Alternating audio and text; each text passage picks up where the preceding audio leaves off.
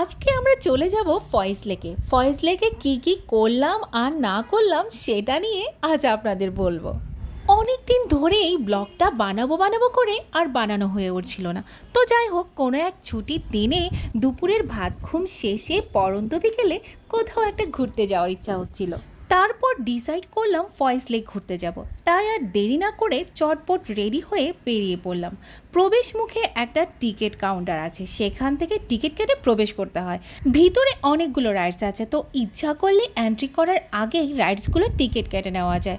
আর entry করার পর যে রাইডসগুলো এনজয় করতে ইচ্ছা করবে সেগুলোর জন্য সেপারেটলি টিকিট কাটা যায়। যেহেতু আমাদের পৌঁছাতে অনেকটা বিকেল হয়ে গেছিলো, তাই কোনো রাইডের জন্য টিকিট না কেটে আমরা সরাসরি চলে যাই বোট রাইডের জন্য। প্রতিটি টিকিটের সাথে একটি করে বেভারেজ ফ্রি থাকে। এন্ট্রি করার পর পাশে একটি ফুড কোর্ট থেকে সেটি সংগ্রহ করে নেবেন। ফয়েজ লেক পিকনিক এবং বিনোদনের জন্য চমৎকার একটি জায়গা। এটিতে বাচ্চাদের জন্য যেমন অনেকগুলো রাইড রয়েছে, তেমনি রয়েছে অ্যাডাল্টের জন্য অনেকগুলো রাইড।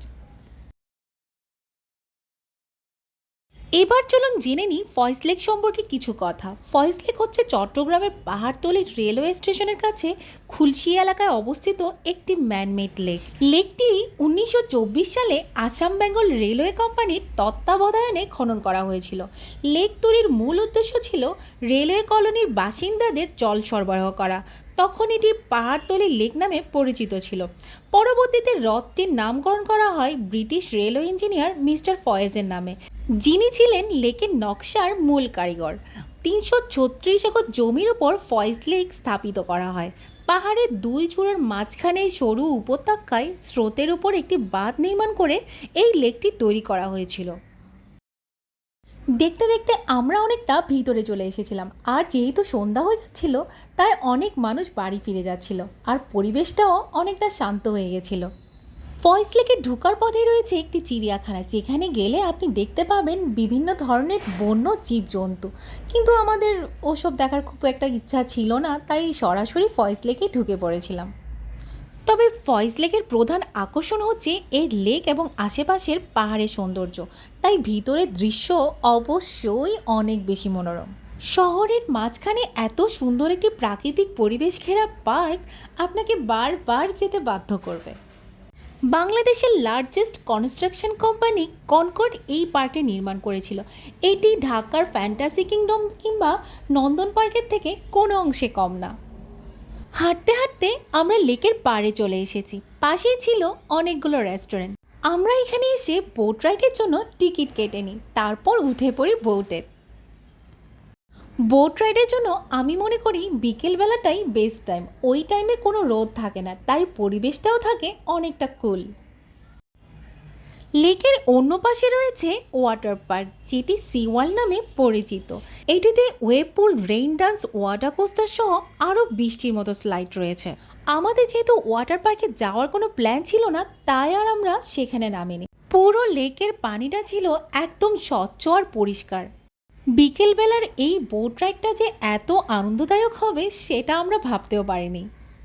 এক মুহূর্তের জন্য প্রকৃতি থেকে চোখ সরাতে পারছিলাম না, এতটাই সুন্দর ছিল পরিবেশটা। চলুন এবার বোট রাইড করে ঘুরে নেওয়া যাক পুরো লেকটা।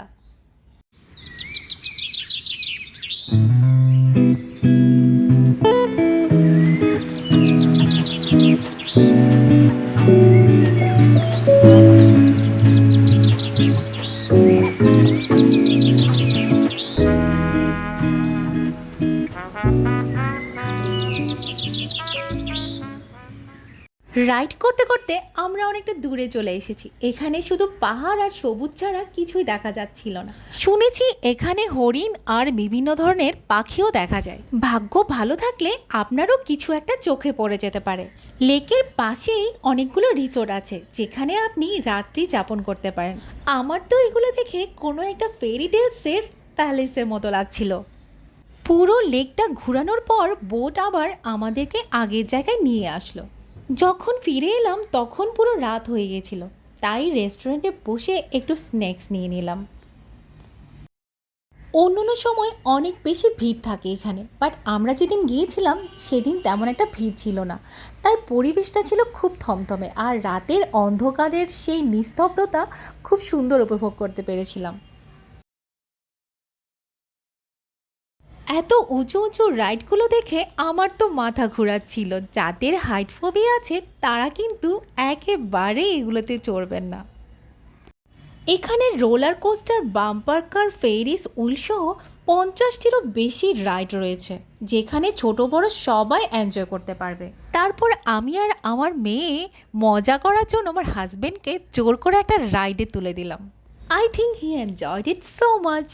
আমাদের সাথে সাথে আরও অনেক দর্শকও জমা হয়ে গেছিল এই মজাটা নেওয়ার জন্য। যাই হোক, সবাইকে খুব আনন্দ দিয়েছিল এটা। এরপর আমরা একটা মুভি দেখার জন্য 3D থিয়েটারে ঢুকে পড়লাম। 5 থেকে 7 মিনিটের একটা মুভি দেখার পর আমরা বেরিয়ে গেলাম। এরপর যাত্রা শুরু করলাম বাড়ির উদ্দেশ্যে। আবার দেখা হবে অন্য একটা ব্লগ নিয়ে।